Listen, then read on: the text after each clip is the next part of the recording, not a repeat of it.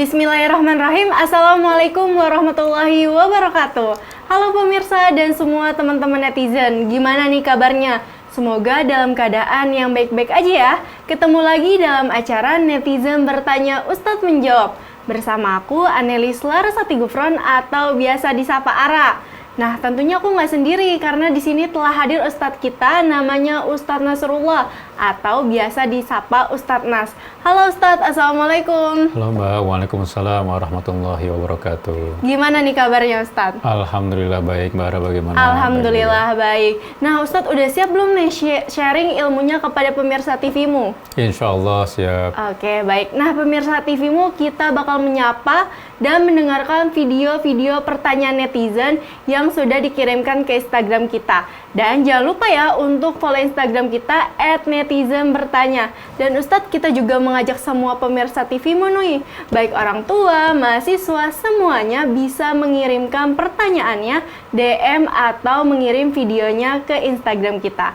Nah kali ini kita mau bahas dengan judul jodoh yang diridhoi Allah nih Ustadz, karena ini jadi tanda tanya nih yang sering ditanyain anak muda, jodoh itu takdir apa bukan sih?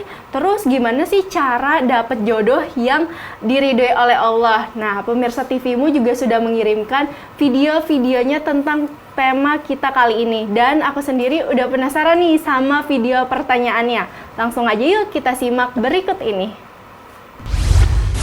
Assalamualaikum warahmatullahi wabarakatuh. Perkenalkan, nama saya Heru Sabira, asal dari Sragen. Izin bertanya Ustadz, bagaimana konsep jodoh yang sudah ditetapkan oleh Allah dalam Islam? Terima kasih. Wassalamualaikum warahmatullahi wabarakatuh. Itu dia video pertanyaan dari netizen Haifa Ustadz. Dia menanyakan gimana konsep jodoh yang sudah ditetapkan oleh Allah dalam Islam Ustadz. Bismillah, walhamdulillah, wassalatu wassalamu ala rasulillah la nabiyya ba'dah. Terima kasih atas pertanyaannya. Saya kira itu pertanyaan yang sangat baik ya. Tentang jodoh, tentu saja jodoh itu sangat luas gitu ya. Jadi jodoh memang tidak hanya persoalan menikah saja, artinya pasangan hidup, tetapi juga jodoh terkait dengan berbanyak macam isu, terkait dengan banyak macam persoalan tentang kehidupan kita, termasuk misalkan kita bekerja di mana, kita kuliah di mana, itu semuanya kan jodoh, artinya mendapat posisi atau kemudian sesuatu yang pas, artinya rezeki gitu kan. Nah itu semuanya tentu saja adalah sudah ditentukan ya, oleh Allah Subhanahu Wa Taala sejak zaman azali di Lauhil Mahfudz itu, dan itulah yang namanya kemudian takdir. Jadi termasuk rezeki. Nah itu semua jodoh kan termasuk juga bagian dari rezeki, dan itulah bagian dari takdir. Dan takdir tentu beriman kepada takdir, kepada keputusan Allah Subhanahu Wa Taala beserta takdirnya, buruknya dan baiknya, itu bagian dari rukun iman yang perlu kita imani, yang kemudian kita juga tidak boleh berputus asa dari rahmat Allah Subhanahu Wa Taala. Akan tetapi jika misalkan jodoh ini dikaitkan dengan pasangan hidup, maka tentu saja yang secara konsep ya dalam Islam, kita perlu bagaimana dengan menentukan pasangan yang bisa membawa kepada yang sering kita dengar, yang sering kita kemudian simak ya, terutama kalau sedang ada akad nikah gitu kan, ayat-ayat nikah surat Ar-Rum itu ya sakinah itu gitu ya, bagaimana bisa memunculkan nanti pasangan tersebut keluarga yang tenang, yang tentram, yang damai gitu ya, tidak hanya di dunia tetapi di akhirat. Tetapi itu bermula bagaimana jodoh itu kemudian bisa menimbulkan atau memunculkan keluarga yang baik gitu ya, keluarga yang sakinah tadi. Karena dari keluarga yang sakinah itu konsepnya muncullah Qaryah Thayyibah, kampung yang baik, kecamatan yang baik, kelurahan yang baik, jika keluarga-keluarga yang baik itu banyak begitu. Setelah itu baru Baldatun Thayyibah, negara yang baik gitu. Oke, baik. Berarti jodoh itu bukan cuma pasangan ya Ustadz? Berarti jodoh itu bisa ke rezeki, umur itu juga termasuk bukan Ustadz? Ya, umur bagian dari rezeki. Jadi semuanya itu awalnya adalah rezeki yang sudah ditentukan gitu ya. Nah, di turunannya di rezeki itu ya ada berbagai macam jodoh. Jodoh itu kan ibaratnya taufik ya. Taufik dari Allah, bagaimana maunya kita itu sesuai dengan maunya Allah, diridhoi, direstui oleh Allah Subhanahu Wa Taala. Kita maunya ini, tapi kemudian nggak direstui, ya berarti belum berjodoh bahasanya kan gitu ya. Tidak hanya persoalan pasangan, tetapi juga persoalan kerjaan, kuliah, sekarang kan belum berjodoh untuk masuk kampus itu misalkan ya, karena memang belum direstui. Oke, kalau jodoh dalam pasangan nih katanya jodoh itu cerminan diri sendiri, itu benar gak sih Ustadz? Ya, cerminan dalam arti bahwa bagaimana kita memantaskan diri untuk kita gitu ya. Artinya jodoh itu tidak serta-merta kemudian cermin kemudian kita A lantas jodohnya otomatis A, tidak. Iya. Tetapi bagaimana kita pantas nggak untuk mendapatkan sesuatu yang memang tepat untuk kita. Nah itu maksudnya cermin. Jadi kalau kita baik maksudnya ya jodohnya juga akan baik. Tetapi ada juga yang kitanya misalkan baik, naudzubillah, kemudian jodoh yang misalkan buruk. Nah itu kan kemudian menjadi ungkapan ya dalam agama itu, atau dalam dan bahkan jadi anekdot gitu ya, buat ada istri misalkan yang cantik gitu ya, sementara suaminya katakanlah buruk rupa katakanlah gitu kan. Jadi si istri ini bagi si suami ini kan nikmat gitu kan, jadi sesuatu yang perlu disyukuri. Tetapi si suami itu yang buruk itu bagi si istri itu ujian.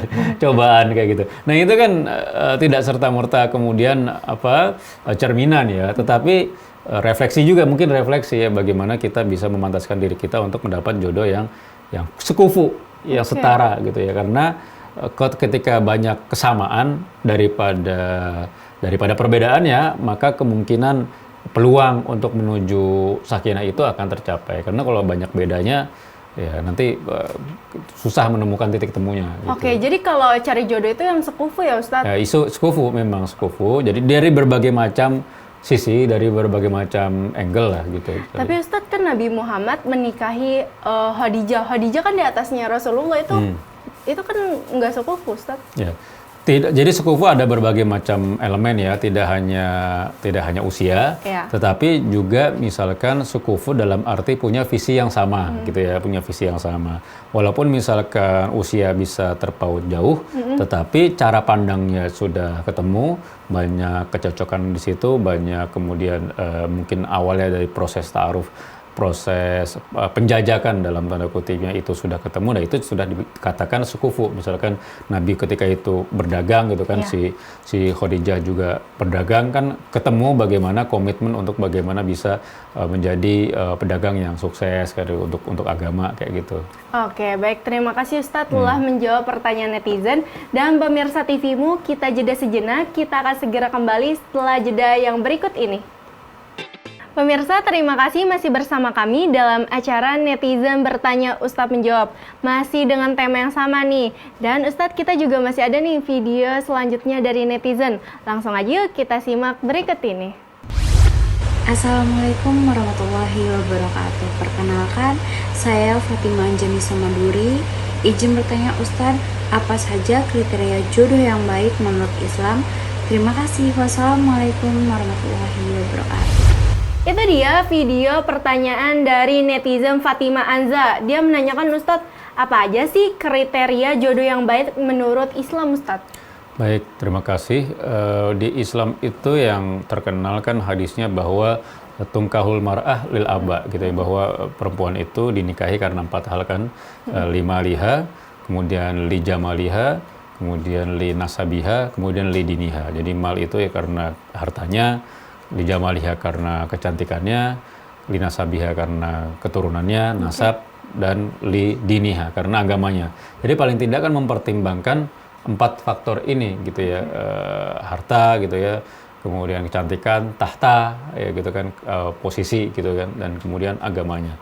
Nah ini sebaliknya juga laki-laki juga begitu juga gitu kan, ada 4 faktor ini tidak hanya khusus untuk perempuan, tetapi laki-lakinya juga kemudian berkaitan dengan 4 hal ini.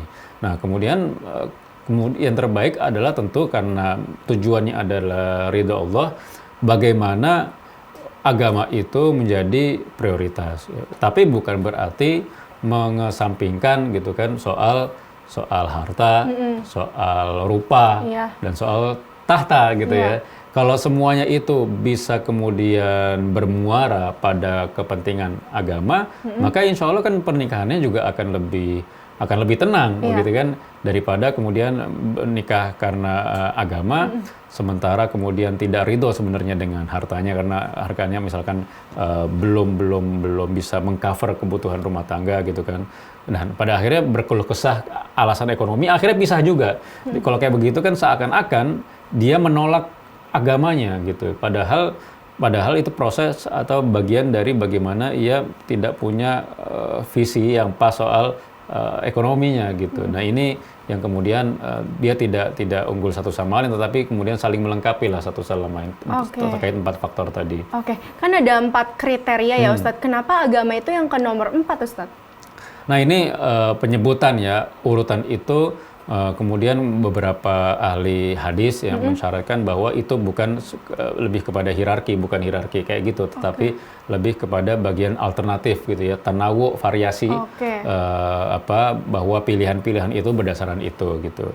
Nah, tetapi pada akhirnya agama diakhirkan itu menandakan juga bahwa agama itu juga tidak akan lepas ya daripada namanya proses bagaimana ekonomi, karena dalam menikah itu juga ada kan proses ekonomi itu selalu dipertimbangkan, selalu dibahas. Yang namanya pekerjaan itu kan bagian dari itu. Nggak mungkin nikah karena agamanya aja, nanti orang ya mau makan apa anak gua kan, kalau si orang tua calon istri ya kan gitu kan. Ya ini juga bagian walaupun agamanya bagus tetapi kemudian tidak punya potensi bagaimana menghidupi gitu ya keluarganya, menghidupi calonnya, itu juga menjadi pertimbangan juga gitu. Artinya agama itu justru memotivasi bagaimana bisa produktif misalkan gitu untuk kemudian bisa survive gitu ya.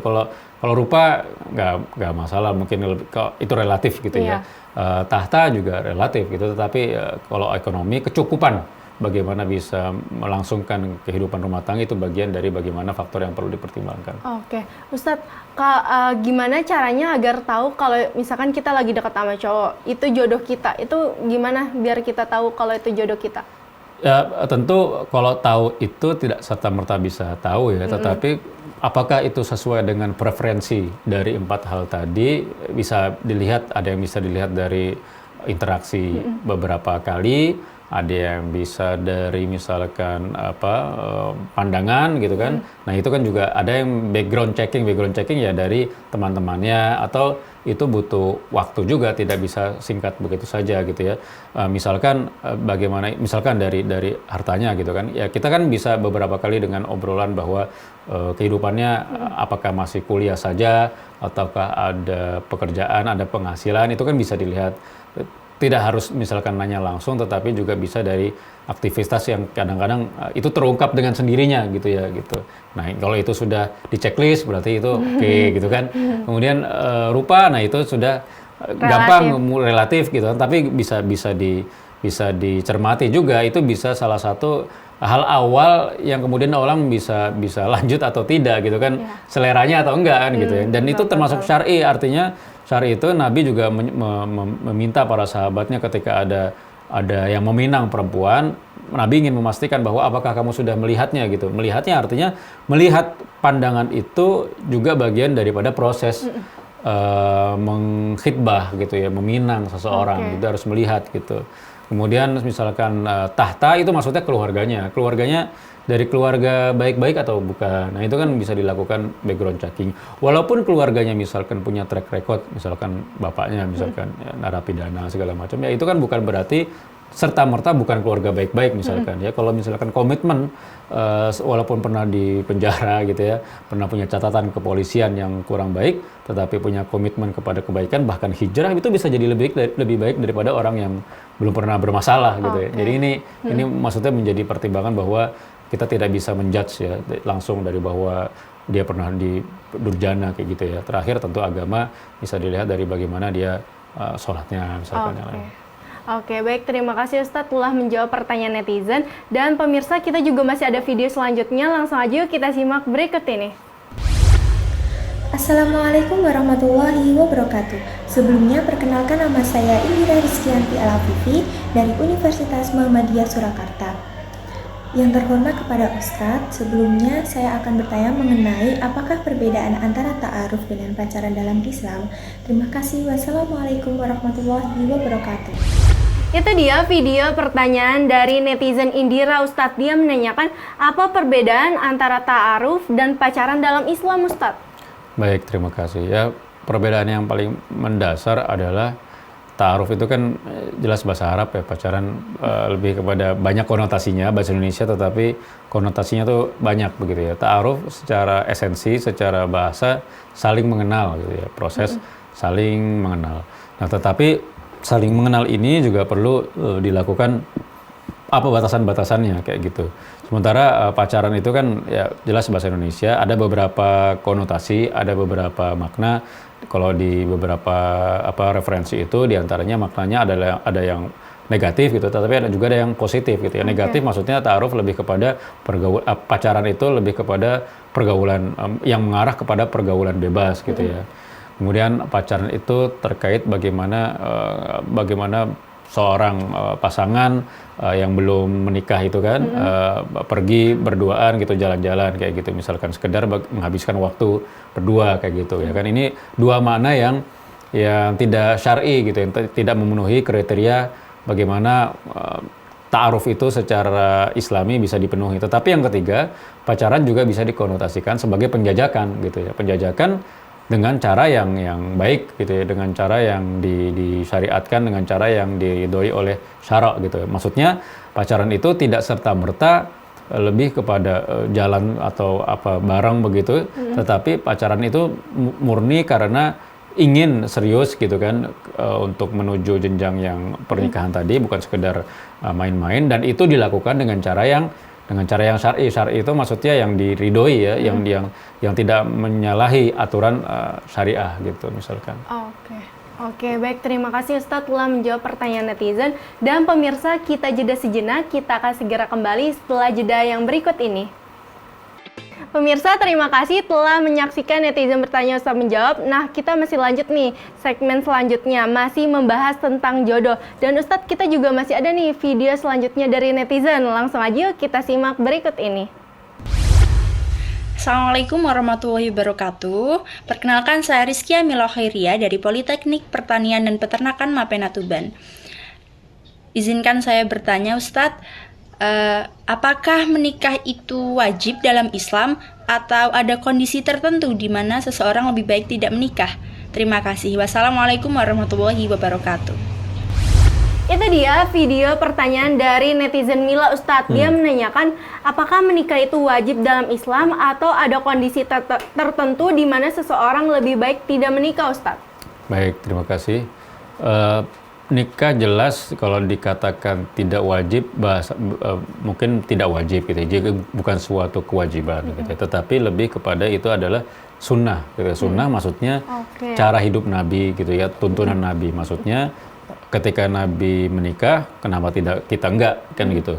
Nah, itu kan kemudian berawal dari beberapa orang gitu yang datang ke Nabi, ya Rasulullah, bahwa saya ini tidak tidur, saya selalu beribadah malam hari gitu kan. Kemudian datang lagi, saya ini berpuasa sepanjang hari, saya tidak pernah berbuka, jadi puasanya 24 jam.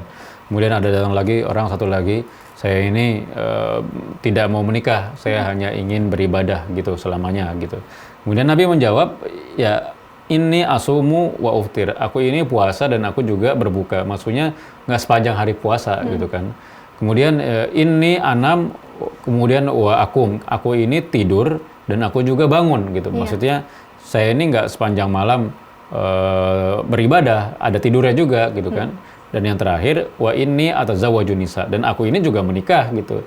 Bukan berarti aku juga sebagai nabi aku tidak menikah, membujang juga, enggak, aku juga menikah. Ini membuktikan bahwa justru yang disampaikan orang tadi, 3 orang tadi yang mau beribadah terus itu alasannya, itu bukan inti dari Islam, dan itu bukan beragama secara moderat, secara tengahan ya. Tetapi agama yang tengahan adalah ya kita boleh beribadah, tetapi kita juga tidak boleh melupakan hak-hak tubuh kita, hak-hak misalkan bagaimana kita bisa jasmani kita, jadi rohani jalan, jasmani juga jalan, gitu, termasuk menikah gitu.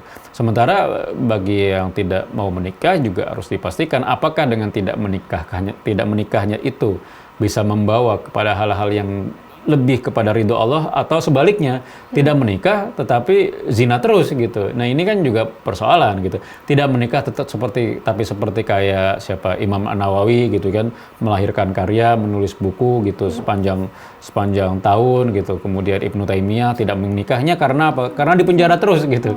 Tapi di penjara pun beliau menulis buku gitu. Nah itu tidak menikah gitu. Tidak menikahnya tapi lebih kepada kemudian digeser ke hal yang produktif gitu. Sekarang orang katakanlah ya nggak mau menikah tetapi zina ya nonsen gitu menurut saya. Oke, ada nih Ustadz, dia fokusnya karir tapi dia juga belum nikah, tapi diomongin tetangga dia kenapa belum nikah-nikah, padahal nikah itu nggak, maksudnya sunnah ya Ustadz? Ya dalam hal itu kembali yang ke bersangkutan ya, artinya menikahnya itu lebih kepada bagaimana dia memang tidak mau menikah atau memang belum ada yang datang kepadanya gitu kan untuk melamar kayak gitu. Itu kan berbeda ya kan. Mungkin aja sebenarnya yang bersangkutan kalau itu perempuan ya mau aja menikah kalau ada yang ngelamar gitu kan. Tapi kan masalahnya ya katakanlah karir, dia juga mungkin agak sungkan atau malu juga untuk memulai duluan, masa perempuan yang agresif yang nyari misalkan kayak gitu ya. Nah itu kan juga dipertimbangkan dan orang nggak ada yang tahu, dan itulah mengapa kita sebagai muslim ini kan faktornya lebih kepada eksternal, faktor orang yang kemudian dalam tanda kutip ngomongin gitu kan. Nah itu kan kembali kepada hadis secara umum bahwa seorang muslim itu adalah bagaimana orang lain itu merasa aman dengan lisan dan perbuatannya. Artinya lisan kita juga perlu dikontrol ya agar tidak menyakiti orang lain juga gitu dengan hal itu. Oke, baik, terima kasih Ustadz. Nah Ustadz, kita juga masih ada nih video terakhir dari netizen. Langsung aja yuk kita simak berikut ini. Assalamualaikum Pak Ustadz. Jadi ada teman saya yang putus asa dalam mencari jodoh. Nah dalam Islam itu bagaimana sih untuk bersikap ketika kita sedang putus asa dalam mencari jodoh? Itu dia video pertanyaan dari netizen. Dia menanyakan Ustadz bagaimana cara menghadapi rasa putus asa dalam mencari jodoh menurut Islam Ustadz. Baik, terima kasih. Tentu ya putus asa semua kita tahu bahwa itu dilarang gitu ya. Jadi kita diminta untuk tidak berputus asa dari rahmat Allah gitu. La tayasu min rahmatillah. Dan kita harus senantiasa berhusnuzon kepada Allah Subhanahu wa taala, dan itulah bagian daripada iman itu sendiri. Rukun iman kan diantaranya tadi iman kepada qada dan qadar gitu kan, baik itu syarrihi buruknya maupun khairihi yang baik-baiknya gitu. Jadi janganlah kita beriman kepada Allah ketika kita mendapat ketetapan, ketentuan, takdir yang baik, sementara ketika kita mendapat takdir yang buruk, ditolak apapun itu, ditolak kerjaan, ditolak ngelamar perguruan tinggi segala macam, nggak keterima gitu, kemudian kita jadi tidak percaya takdir, kemudian misuh-misuh sama Allah Subhanahu wa taala. Nah, itu yang maksudnya putus asa ya kan. Nah, kita harusnya sebaliknya kembali bermuhasabah dan husnuzon gitu kan. Jadi harus mencari, pasti ada pelajaran yang biasa kata orang dikatakan hikmah dari hal-hal kayak gitu. Itu yang pertama gitu. Yang kedua tentu usaha ikhtiarnya itu. Jadi semuanya itu memang tidak lepas dari namanya takdir. Jodoh adalah takdir, pasangan itu takdir, rezeki takdir, kan semuanya nggak lepas dari usaha ya kan. Bagaimana kita mau ujian, mau lulus lulus dulu UMPTN gitu kan, perguruan tinggi negeri misalkan, atau kerjaan gitu kan, PNS, CPNS gitu. Orang tetap harus belajar, berusaha, harus belajar menghadapi ujian. Walaupun sebenarnya takdirnya ya sudah ditentukan gitu ya.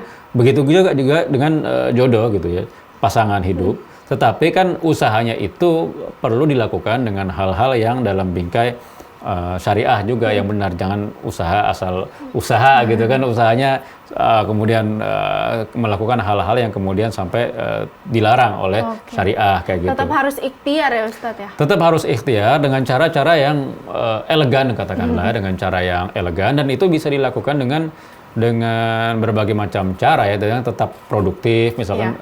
Tetapi juga ya eksis juga nggak masalah, karena kan itu juga bagian bagaimana dia juga memunculkan kemampuannya sehingga kemudian nanti ada exposure ya dari orang-orang gitu.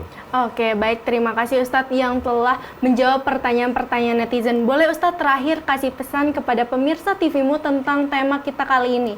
Baik, terima kasih pemirsa TVMU yang dimuliakan Allah Subhanahu wa taala.